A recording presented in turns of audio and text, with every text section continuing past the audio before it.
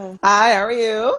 Good. How are you doing? Fine, thanks. Thanks so much for taking the time. Thank you for inviting me to be here. Awesome, awesome. And I want to say hi to the other person who's joined so far. And I'll just pause now and again when the others come in.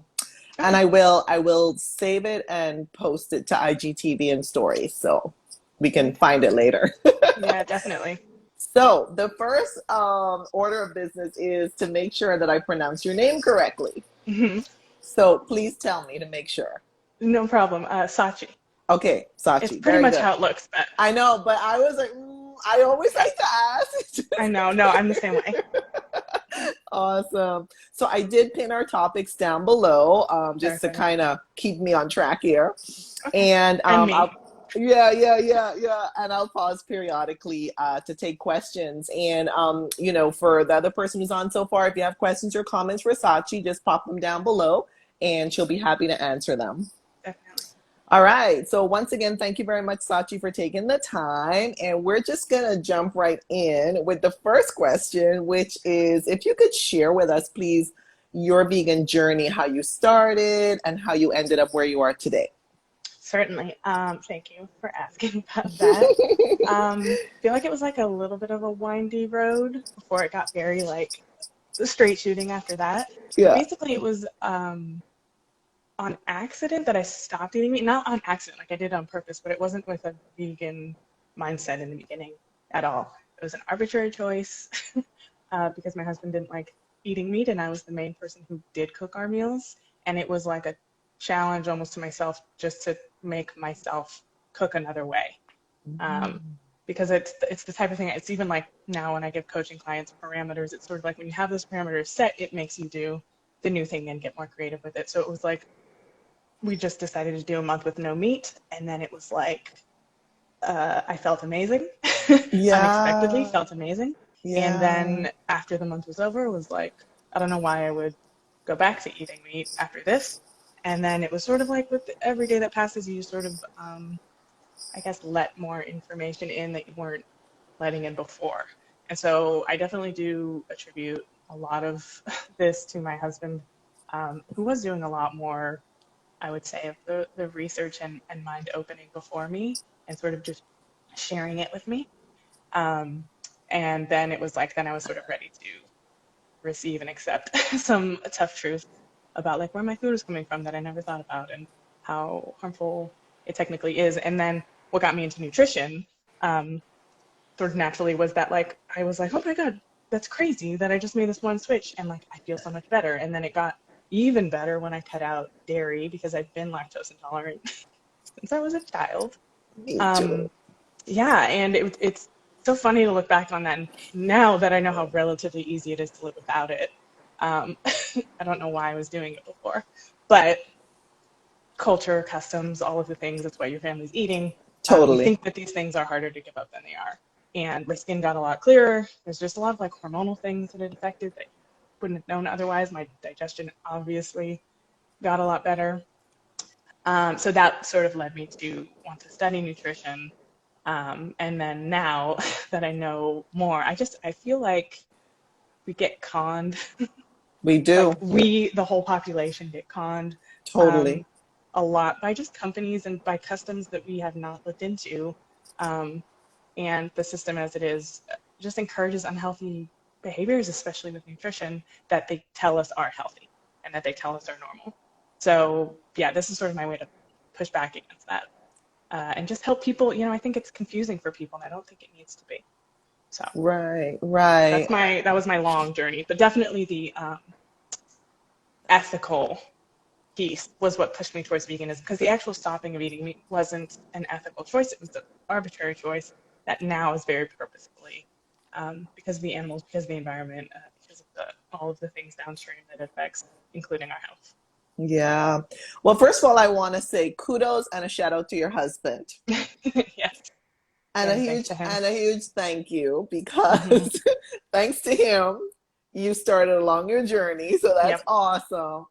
And the second thing I want to say is that I also ditched meat over 20 years ago for a health reason. Hmm. And I also reduced dairy, but not completely. And I was still eating eggs and fish. So I was like a pescatarian, Hmm. vegetarian. Hmm. And like you said, it was just along my journey that I learned about the animal cruelty, the suffering, the climate impacts, etc. So again, big shout out to your husband. Awesome. Awesome. Yeah, Awesome I feel job. the same. Awesome job. So tell us, please, what it means to be an intersectional vegan and why is it important for you to, first of all, include that in your bio and to really, focus on that aspect because a lot of us don't understand completely what that means. So for those who Yeah, don't know what that means. totally. So intersectionality basically is the idea that different problems in the world actually are related to each other in very big ways. So oppression in general is sort of like a large issue, and I think veganism ties very strongly into a lot of these, what we might think as separate issues. So I've heard a lot of vegans um, might be, it's so hard to talk in this political climate about this stuff, but like there's like single issue voters. Like I do think some vegans thought you could be like a single issue vegan, where it's like, for the animals, period. And I'm like, yes, and there are all of these other reasons to be vegan that I don't think we should ignore. And I think it's totally okay to be vegan for the animals and not ignore the very human element of this. That if you do want to change people's minds and be compassionate also to people, you have to take into consideration where everyone is coming from and what issues might be important to them to going vegan or not going vegan. So culture plays a huge piece in that, and it's not to be disrespectful to someone who grew up, like me, like all of us, eating meat, having certain traditions around them, being respectful of that, and also saying if there are reasons that make you question and push back against that, these are all valid reasons. In my book, it's not a single issue thing.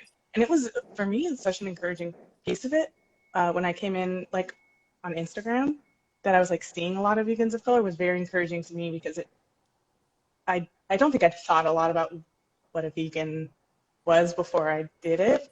But I do think when you're starting to embrace these titles or change your identity in a certain way, you want to feel like there are people like you or there are people who get it in the same way that you do. And I definitely think there's a huge community that does get it in the way that it's like, oh, this is everything. This isn't just this one area of my life. This isn't just my diet that I'm making a change to.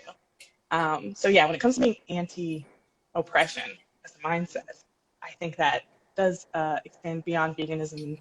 Veganism is a means to an end. It's not the only thing that we need to be focusing on, but I'm Yeah. happy to focus on it. Yeah, yeah. And I recently watched a bunch of documentaries about animal agriculture, factory farming, slaughterhouses, and Hmm.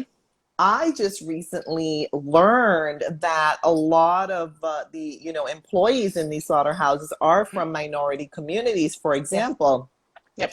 And I know you were trying to like kind of, not really get too deep into it, but I just want to say, Oh, we could I'll get deep just into it. well, I just want to say, like, I'll use my words on this topic. And Yeah. it really was shocking, like, to see the, I guess the focus in one of the documentaries about how a lot of times it's in, you know, um, basically a lot of people feel they don't have any other choice but to Yeah. work in that industry, quote unquote. And so, Absolutely. I do, have so much more compassion for humans as well, and not only from the physical damage or physical danger that they are, opening up themselves to in these slaughterhouses and factory farming environments, but also like in lab testing and so forth and so on. So, Yes.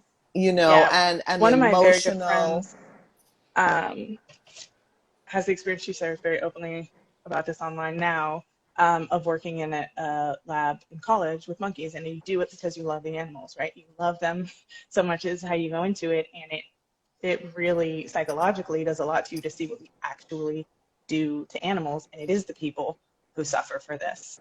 Um, and yeah, I think that's a a conflict a lot of us have, especially if you're like considering yourself an evidence-based person, where you're like, I do um, subscribe to science and all of the things, all of the advances that we've been able to make, and you have to look at like, but what's the cost of this, and how should our ethics be playing into it? Is it fair to these people, particularly with the issue of exploitation with farm workers, where I'm like, these are not well-paying jobs. These aren't jobs that people are wanting to get. Like you said, it's they feel like they have to. They feel like they have no other options, and it's unfortunate that this is a system that we've been set up in, and also that continues to profit, which is my biggest issue with it. Is the demand is there, and under capitalism, it's just like, oh, supply and demand. People want it. Let's continue doing this more and more and more, without considering the people involved. So, Exactly. Yeah. Yeah. No, totally. I want to say hi to whoever else is on the line here. And if you have any questions or comments for Sachi, please pop them down in the comment section below and she'll be happy to answer. And so, Sachi, let's move on to the topic of your coaching, your health, your plant-based and health coaching. Can you tell us a bit about the services that you offer, please? yeah. So right now, I only do one-on-one coaching. I am in the process of developing a small group program specifically for vegans working on healthy behaviors. I think that's the thing that I really do want to focus on. When I first went into this, I was like, anyone who wants to eat more plants, I can teach you how to do it. And it's sort of like a broad stroke for beginners, here's how you can do it. And it is a lot of mindset changes that I think I can and have helped people with. But vegans, there's a lot of us, and I include myself in this category, who like love junk food and who love the sort of replacement foods for the foods we used to eat. I just think vegan and plant-based, like healthy eating, they're not the same necessarily. And so there are plenty of vegans, especially vegans who went into it for ethical reasons, that like haven't really thought about nutrition beyond, take my B12 and my vitamin D because we've been told that those are really important ones to get. Um, and I think all of us have by now hopefully fallen out of the protein myth of needing to overconsume and all of that. But healthy behaviors in general, I think all of us vegans need to remind ourselves how to Mm-hmm. stay on track with that, and also how to prioritize ourselves is a big one that I've noticed, that we have this sort of like big picture wellness in our brains and in our hearts, and we put a lot of our energy into those, and it is still important to focus on our own health and what we can bring continually to the world so we don't burn out. Totally, totally. I love that. I love that self-care component that you're going to focus on too. Yeah, Yeah, yeah.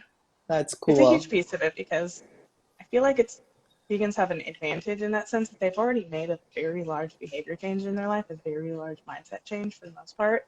And so since you have experience with it, you can apply it to another part of your life. If it was something that was on your mind that you were trying to focus on getting healthier, it's the same set of tools that you're using in a very different way.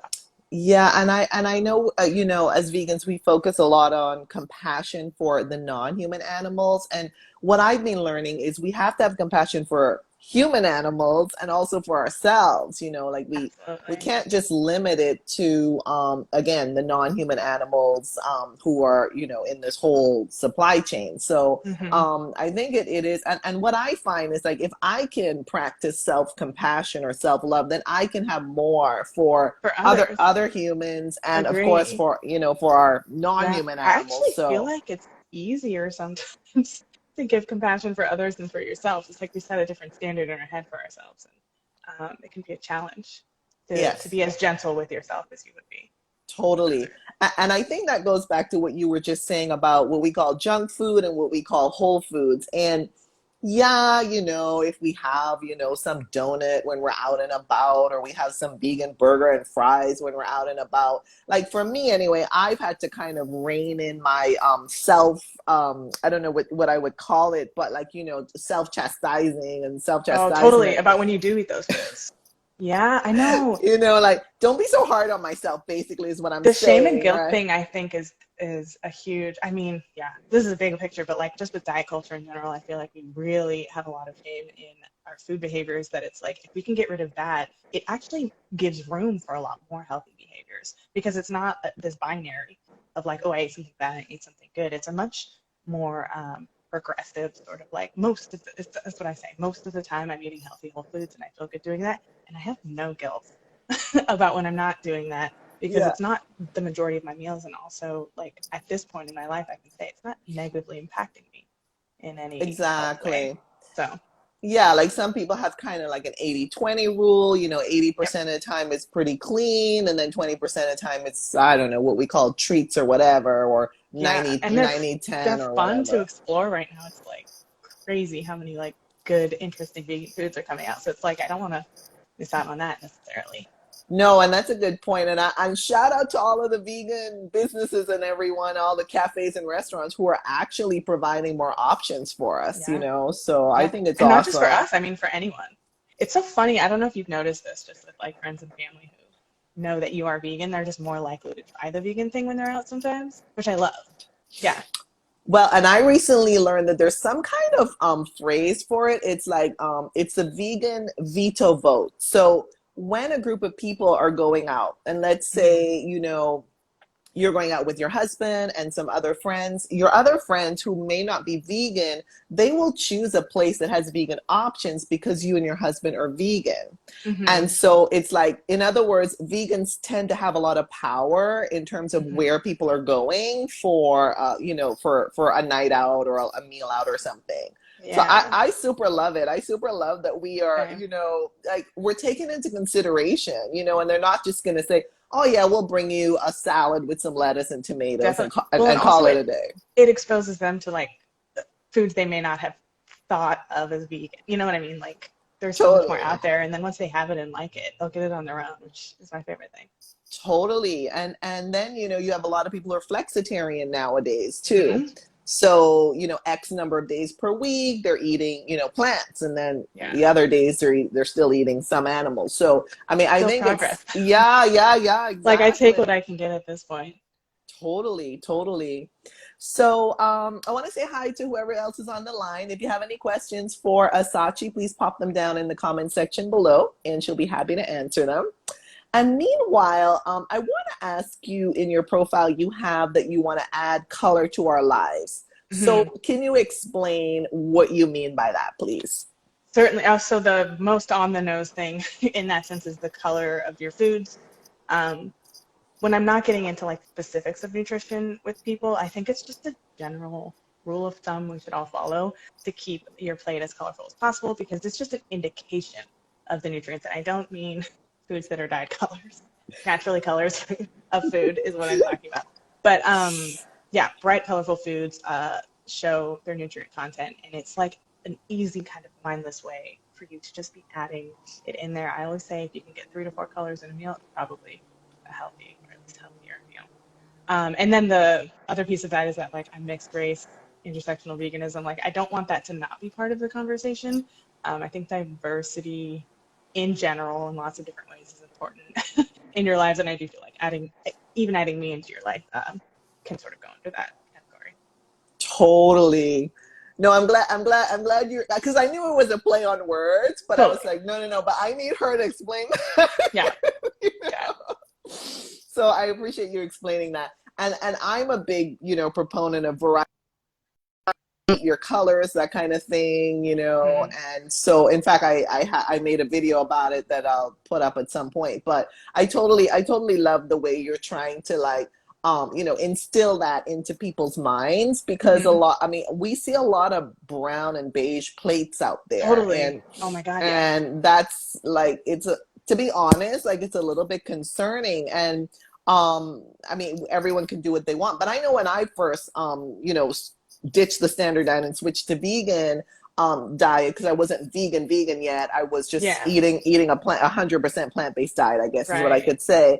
But I Yeah. was eating a lot of beige and brown. I was eating a lot of veggie burgers, French fries. If it said vegan, I was just gonna eat it. So Totally. pastries that were kind Mm-hmm. of brown, you know. Mm-hmm. And so I really was not eating my colors at the very Can I ask what beginning. time of year you went vegan or started In eating plant-based? in the spring, in the Okay, spring. yeah. So So it I was wasn't about the some. same. Because I noticed when I first, but this probably had a lot to do with like how good I was feeling. It was like spring into summer. So I was eating like a lot of fruit. I was actually like, I think closer to like more raw food because of the season than, later in the year when I started adding in a lot more cooked. But I feel like I had the opposite experience where it was like, oh, I was adding in like a bunch of color right away, and it was like this boost of energy and all the things that got me all Yeah, excited about it. no, totally. And obviously summer is like awesome for us because we do have all the colors, you know. Yeah. I mean, sure, at this time of year we still have lots of colors, you know, lots It's a of lot more reds and orange this time of oranges, year. Yeah. lots of reds and Which I orange, love. like lower on the, you know, but then there are lots of greens too, loads Hmm. of, you know, spinach and Loads of greens. celery and broccoli and et cetera, right? So there's still some Yeah. greens, but I do jump for joy when summer comes, to be honest, because it's like it's just such an abundance. So Yeah. totally, totally. So let's go to our next topic, which is, can you tell us about your books? I know you have a couple of books out there. Tell us about your books and what's you know what the I guess the topics are. Yeah, I only have one. One is a guide, which is a free guide, which if anyone's watching this, is the Yeah, beginner's guide to plant-based eating. It's just yeah. very short. I try to keep it as simple as possible to explain complex concepts. But it's just like the food groups, basically letting you know what a balanced plant-based healthy diet would look like, and then a sample day of eating is in that. And I think it's a good framework sort of to work from so people can see that there is quite a lot to choose from, even if it's not the same way that you're used to eating right now. And then the ebook that I have is pretty much all about meal planning and meal prepping, which I tried to be really considerate of the fact that people are different with this in terms of how much they want to stick like by the book and how much they want to sort of be spontaneous. Because I'm a lot more spontaneous. I like to have a framework, but I don't like to like be like on this day I'm eating this, and I'm not Yeah, that type of person. yeah, But there yeah. are meal plans in there for that type of person, and it teaches you everything from like how to go grocery shopping, how to stock your pantry, what things you're trying to have that are staples, because I feel like that's such an important piece when you're first going plant-based is to have the staples always around so they're easy to grab because things like rice and beans are like as long as you have them, they're easy to cook. You can always be adding things into them to make them interesting. But if they weren't already something you're used to buying, you have to get them first, have them around, remind yourself that you should be eating them. So yeah, it's that book. I keep wanting to do like videos for it because I feel like there's like lots of little coaching nuggets in it, but it is pretty broad strokes of how to get on top of your eating and plan your meals. And it has 20 recipes, so there's breakfast, lunch, dinner, and sauces. Which sauces I feel like as a vegan, you gotta get those sauces. Totally. I mean, they just add so much, you know, spice again to Mm-hmm. whatever it is you're eating. And I like the way you're talking about like the pantry basis because I think of it like go-tos or like backup plans, you know. Mm-hmm. And you mentioned rice and beans, and you know, I've heard for many, many years like that's a complete protein in and of itself, the combination of rice and beans, Mm-hmm. for example.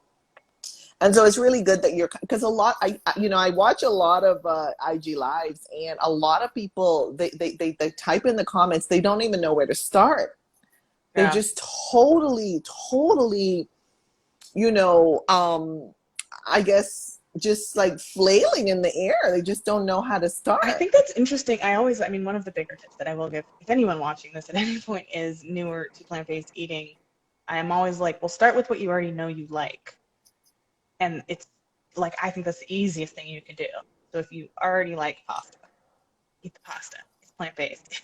If you usually eat it with meatballs, there are vegan meatballs, or you can learn how to make some. And so they're easy switches that I don't think you need to switch the way that you're eating immediately because that feels very overwhelming. And I think if I had done it like that, it would have been maybe too much. And this is what keeps people from what I think is the most important thing, which is sustainable habit change. So if that doesn't happen necessarily overnight, it's usually a process. It'll continue to change, but I feel like have fun with it. Like take the foods you love, veganize them. That was what got me into cooking, was going vegan. I was not into cooking before this, and now I like love it so much. Yeah, Um, yeah. but yeah, start with what you know, and then branch out. Get ideas from other people, but it doesn't have to happen right away. Yeah, no, that's a good point. Veganize it. I love that. And I saw a video. There was a couple. They're quite famous in the vegan community, but I won't say who it is. But anyway, the guy, people can probably read between the lines. But I already think yeah, I know who you're talking about, but go ahead. the woman is has been vegan for gosh, I think almost 20 years, and the guy, he was not vegan, but the way he kind of made that switch in his mind was to veganize his favorite dishes. Yep. And so that was kind of the key for him. And I thought that was brilliant, you know? Yeah, it's so fun. I feel like we can't downplay how fun it is to play with food this way. Like, honestly, it's so fun. Yeah, yeah. Yeah. So that brings us to the topic of your recipes. So I know you post a lot of different recipes in stories and on your page. So what's the inspiration behind your recipes? And I think you've talked a little bit about it, so Yeah, far, but what's the inspiration behind your recipes? it's interesting. I feel like a lot of it is, like I said, it what I was used to eating has filtered into my everyday life now because I'm such a creature of habit. I'm like so routine oriented that I actually have to like having the Instagram has been great because it's sort of like, well, I don't want to be necessarily showing people the same exact thing all the time. It's Yeah, fun yeah, for me to yeah, make something new and then sort of share it, with my friends. Be like, look at yeah, this new delicious thing I discovered.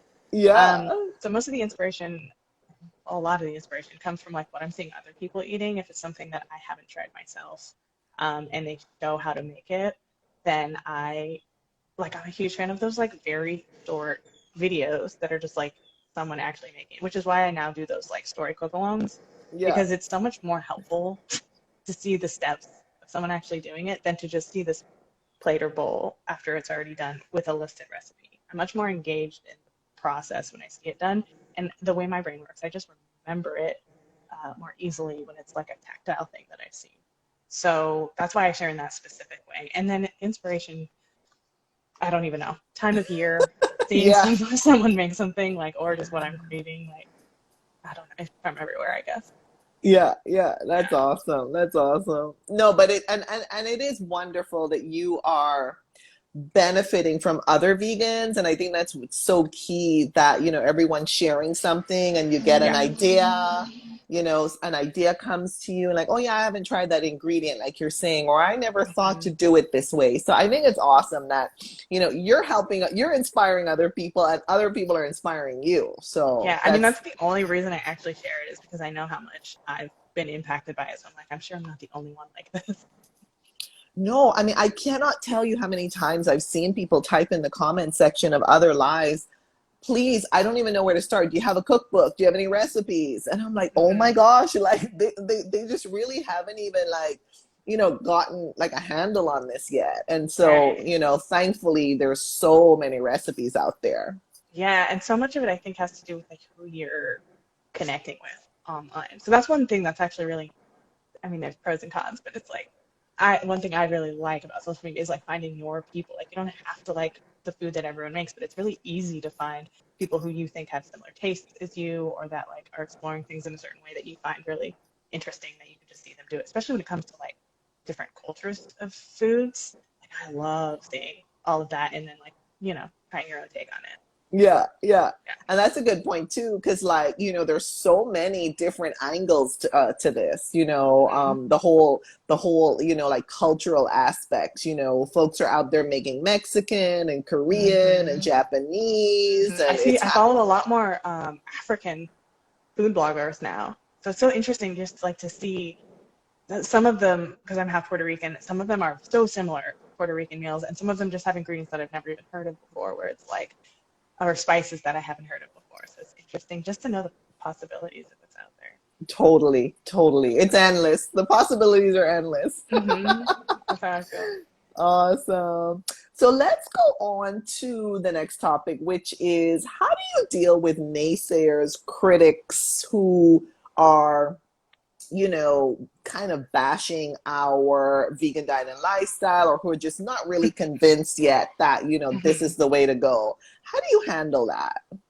I feel like that's so interesting. I think I worried about that a lot when I first was going vegan, just because you have that sort of voice in your head of everything that you've previously thought that you sort of know everyone else in your circle thinks, and then you have your new way that you're actually living that like really just butts right into all of those thoughts and customs.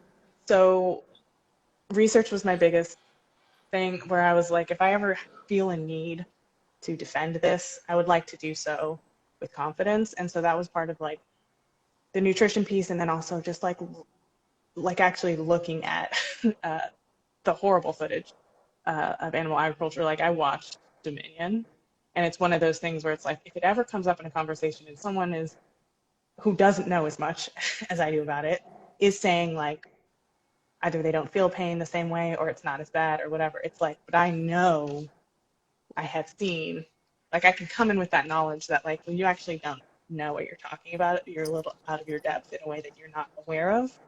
And I like having that confidence of my convictions being backed up by evidence.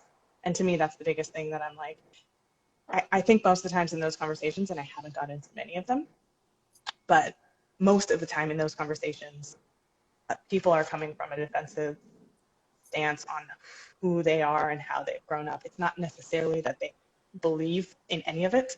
It's just that they haven't looked into it. And it feels like I'm contradicting who they are. So I try to be aware of that. But truthfully, yeah, I've thought about like all of the activists who go out and have like confrontational conversations with people to really push. I think those are important conversations to have. I don't know that I'm the one to have them, but the ones that I have had in my real life, because I do come from a pretty logical, like I'm not the weirdo here in this situation. I'm quite logical in the decisions I'm making. Like maybe you should look at how you're living. So I think not being super combative, but like getting them to actually get that and think about that is an important piece if I ever find myself in those conversations. I think someone else told me this rule that they have with their family who's not vegan, that they don't have conversations about it at meals, which I thought was a really important piece because like people are going to be defensive as they are eating the food, right? Like it's just not the time. They're Totally. not going to hear anything you have to say probably. So I feel like that's a big one. Yeah.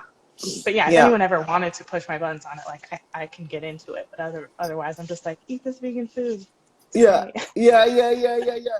No, no, no. I can totally relate. Like, you don't want to get into like a fight or anything or something really contentious, and Hmm. someone starts pouting and they get upset and all that. I Hmm. mean, and yeah, I totally can understand your point about that. And I love that you're basing your arguments, quote unquote, on facts, on research. You're Yeah. not just winging it and like, just kind of making stuff up as you go along. Like you're really, you're solid in your knowledge. And so if they want to go to that level, then you're ready. Yeah, I do think. I mean, and depending on, I'm not sure. Is your audience largely ethical vegans? Like, because I think that's a thing that a lot of people struggle with, where it is an emotional choice. Um, and people like to push that button, I think, that like you're a sensitive person and you made this emotional choice. And I'm like, you have to also consider that the emotions are based on something. It is a reaction to an actual thing. It's not just an emotional choice. And also, like, if someone were to bring that argument up with me, like you're acting like your choices aren't emotional. That your choice to eat meat isn't because you're attached to this custom that makes you feel a certain way about your childhood. Like that's not an emotional choice also. So I just don't think it's a fair point to to poke on the person who's clearly sensitive and going based on that, like you're not also. So. That's a good point. And I recently saw a video, I think it was Joey Carbstrong, and Mhm. he was, he has this very what I want to say, very factual approach, a very visual approach. And the Yeah. the expression of the young woman who he showed the footage to, Mhm. of a slaughterhouse not far from where she lives, Mhm. her expression was like she was just flabbergasted and disgusted. And by the end of the conversation, she and her housemates were going to go on a vegan challenge. And I was like, Yeah. yes, he Yeah. won. We won. The animals won. Everyone won. I do think that's why I go back and forth on the soft versus hard approaches. I think people function so differently, and you need more than one conversation about this to like wrap your head around it most of the time, or at least I did. But I do think one of the most powerful things you can do is actually just show people, just have people actually open their eyes to the violence and the horror of it all, because you can't unsee that. I mean, I think some people who are vegan and then not vegan for a while, maybe they forget. I don't know, like, 'cause I can't imagine forgetting this, or like justifying it, changing my behavior again and then sort of justifying my choices. I can't at this point in my life imagine that, although I know it happens. But yeah, I do think there's this mixture of hard and soft that we do need. And it's not just one that works. Like, you need them all. Also, you need to give the people options. Like, I do think the what am I going to eat instead is a huge thing for people. Totally, So, totally, totally. So let's go to our next question, which is newbies, new vegans, vegan curious, vegan friendly. mhm. What's some of the advice that you give them, to kind of start their vegan journey?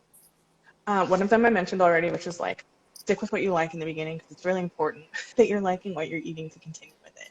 I think some people are very sensitive to if they have a bad experience and they cling to that. And I never really want anyone to have that experience with vegan food, although I'm sure there's like crappy tasting vegan food Yeah, out there. And if you have I've it, had some. yeah. When I first went vegan, one of the like boxed mac and cheeses, I was just like, oh no, this is not it. Like, and Really? some of Oh, thankfully the cheeses have gotten better, but I remember having like trying to make a quesadilla, which is not a great choice, with Daya cheese, which has gotten better, I've heard. But I was scarred from that, where I was just like, no, no, no, no, no, no. It was like vomit inducing, and I'm not a picky eater, but it was not good. yeah, So yeah, yeah. stick with what you like in the beginning, and then the couple main things. Knowing your why, I feel like, is the best thing you can get really solid on in the beginning. I feel like we talked about this a lot, but like getting very clear in why you are doing it. Um, so when you get in those conversations, which you will, because the world is not yet vegan, you're going to be encountering people who don't agree with you, who don't have your same mindset. You have to have that strength within yourself to get through. And then a added piece of advice on top of that: meet other vegans. I think, like, I went vegan with my partner, as I said. That was so important for me, because as you're making these mental shifts, it can be confusing if your environment doesn't match that. If you're constantly getting the other message, it is very much easy, I think, to slip back into cognitive dissonance because it's comfortable, because we feel safe there, and safety is a big um, factor that I don't know that everyone considers. So finding a community of people so that you don't feel crazy is very important. So social media can really help with that. Yeah. Getting a coach can also help with that. I think sometimes people don't want to. Oh, that's what I was going to say before. They don't want to get into the evidence piece of it because it's not a thing they feel as solid on. But I think it's really important to have an answer if someone has the question, including yourself. You're like, why am I doing that? You should have an answer. Those Totally, are, totally. yeah, Awesome, awesome. I think my favorite one that you mentioned so far is choose the dishes that you really like in the yeah. standard diet that you Make it weren't easy for eating before. yourself. Yeah, Yeah, I love that. That's my yeah, favorite so far. Yeah, yeah. yeah. So let's go to your future vegan related projects. Do you have any future projects that you want to share? I mean, right now, the one thing that I'm like working on, and I'm sort of like a little bit nervous to put out in the world, is the like small group vegan coaching. Because I just feel like I have a soft spot in the heart for vegans in general, who want to be focusing, frankly, on themselves. Because I think a lot of vegans are focused on the other people, or bigger picture things. And so, a lot of what I hope to be doing in that program would be helping people find the tools to care for themselves as they care for the world, that kind of stuff. That's the only thing I think I have coming up. I sort of social media is a lot, and then like having email lists and having website. There's a lot of like business pieces that like get me a little bit more scattered than I would like to feel like. So I'm hoping that next year I get a lot more organized about that, so that if I do want to build a community online or anywhere, that it can feel like a community. I really do want it to feel like connection, that you can have a safe space. So I'm hoping to harbor more of that next year. Totally. Well, guys, stay tuned. So tell everybody, please, what's the best way to contact you if people want more information, collaboration, signing up for your coaching? What's the best way to reach you? Instagram honestly is probably one of the faster ways to reach me, just by DM. My email is sachi at thecolorfulcoach.com. You'll also reach me there. And then I do have a website, thecolorfulcoach.com, which has some resources for people. I got to put a little bit more into it. I want to have more resources for people to.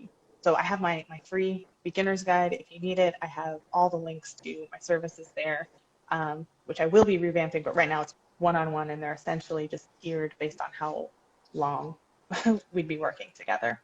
And then when I do start my group coaching, I'm sure it's all going to be up on the website. I'm most active on Instagram, honestly. It's like my main platform. I've tried to balance Facebook, don't love Facebook, so Instagram is it. Yes, Facebook has a different energy. It really does. That's such a good way of putting it. It has a different energy. Yeah. Yeah. Yeah. But it is, I've noticed, a good way to gather groups. And so I've resisted making a group on there because I don't like being on it, but I also don't know how to do that on Instagram. So, Yeah. Well, I mean, well, I just created a private community. So I just opened like a private account. And that hmm way you can like, keep track of who's coming in and why they're coming in. Like you don't yeah. like for me, just to have like a free for all, like a spectator sport, I don't know if that's the best way. Yeah, and I definitely want to keep things focused on like what people actually need. Like my thing as a coach is like if you have problems, I want to help solve them. And so I feel like it's a nice way to have like a concentrated group of people who either have similar goals or similar interests, and keep it, yeah, focused space, I guess. Totally, totally. Yeah. So we are winding down, but I see a couple people on here. If you have questions or comments for Sachi, please pop them down below and she'll be happy to answer them out of the comment section. And meanwhile, Sachi, first of all, I want to say hmm thank you again. Secondly, Thank I you. want to say, I want to ask you to kind of wrap this all up for us, kind of put a bow on it. Any kind of final thoughts you want to share with us? I just realized one thing that I completely glazed over that I'm like, if people are watching this and have no idea who I am, very important detail that I missed in all of this is like my day job is as a personal trainer, and the fitness aspect of plant-based nutrition plus being a person focused on their fitness was huge for me going vegan, where it like, I always tell people this, where it was like when I first went vegan, I felt like I was on drugs. Like it felt like a cheat that I was like feeding the system because I was like recovering so much faster, having so much more energy, like all of the things, losing no muscle, like all of the things I was worried about didn't happen. So I just want to, I just realized when you asked me about my vegan journey, I did skip that part completely. But that was a huge thing for me, even in terms of my biases against veganism or against the vegan diet, I should say, before doing it, where I did buy into a lot of the sort of even the things I was taught as a personal trainer about carbs, but like the nutrition piece of that program, when I think back to it, I cringe now thinking about like that's what people are learning. That's what I And learned. protein and the protein part. Yeah, yeah. So I definitely came like full 180 on all of that in terms of like what we're taught about fitness versus like first my anecdotal experience and then diving into like Game Changers, the documentary completely goes into this where it's like, well, why would I recover faster? What does nutrition have to do with that? Like it is all connected. And it's an important thing to learn about and to take into consideration. You know, if anyone was concerned the way that I was foolishly concerned about losing gains or whatever you think is going to happen, you can live your life being vegan, being healthy, just fine. Yeah, well, I mean, and a lot of it, I'm sure it's inflammation, and Yes. mucus Oh my and God, buildup. totally. Yep. Because I practice yoga and I hmm noticed once I switched to a vegan diet, and particularly once I ramped up the raw component, hmm I didn't have aches and pains the next Yeah. day. I've But heard this from so many people. previously, when I was a pescatarian vegetarian, I hmm still had soreness, aches and hmm pains. Now I would recover before my next class the following day. So, but honestly, it's almost like I had no sensations, to be honest with you, Yeah. about in my body in terms of, oh yeah, I just had a hard practice and oh, I feel really stiff or whatever, hmm a little bit of soreness. No, like it just went away. I kid you not. Yeah, I do think so much of the like inflammation piece is underrated in terms of like the difference that it makes in your day-to-day life. Like, oh my goodness. Just, and it's the thing where I'm going to be curious as I age to see how this, or if this changes, but it's so many people that I know who hit a certain age and they're just like, oh, it's just getting older. Oh, you'll see when you get older, these like aches and pains and whatever. And I'm like, is that inevitable? I'm not sure. I really strongly believe that there are ways to be taking care of yourself that at least minimize that kind of pain, I hope. Well, I'm older than you, and Yeah. I can tell you that my inflammation and soreness and creakiness, like the creaking Yes. of my left knee and things like that, all of that has Mm-hmm. disappeared. All of it has disappeared. So Yeah. listen, I'm telling you, I'm older than you. Yeah, that's great. And you have smooth sailing ahead of I you, hope so. I do in think my staying mobile opinion. is a piece of that. You know, keeping your Totally. body moving, obviously, I think is really important. But yeah, all of those little inflammatory things that we're digesting and intaking, they go somewhere. You know, we process it somewhere. So Of course, yeah. totally, totally. Well, I just want to thank you again. I'm going to again save it, and folks can watch the replay for as long as they want. And I want to thank the folks who did come in and out. I know Thank you guys everyone's for joining us. yeah, I know everyone's busy, but I get a lot of people tell me they watch the replay, and so that's you can kind of pick that up I'll whenever post you it on want. mine too because I feel like I don't I don't do lives. I have this thing in my head that I'm gonna start doing them. I should start doing them. But I get so like in my head about being on camera and I have to get out of that. No, no, you're awesome. I mean, you're Thanks. awesome. But yeah, I do want Your like people to see the reels. conversation. No, but your reels are great. Your stories are great. Like all your live stuff is awesome. Well, So, reels aren't live. It's a well, different beast. yeah, but still, it's you. Yeah. It's you. It's still Yeah, you. exactly. Yeah. I'll get Cool. over that fear. I think it'll be a nice hurdle to get over. There we go. There we go. So, Sachi, thank you so much again. And I will message you after this once I posted everything up there on Perfect. IGTV and stories. Thank you so much for having Thank, me, and thank thanks for you. anyone watching. Awesome. And thanks, guys, for watching. And take good care, everybody. Bye bye. Okay. Bye. Bye bye.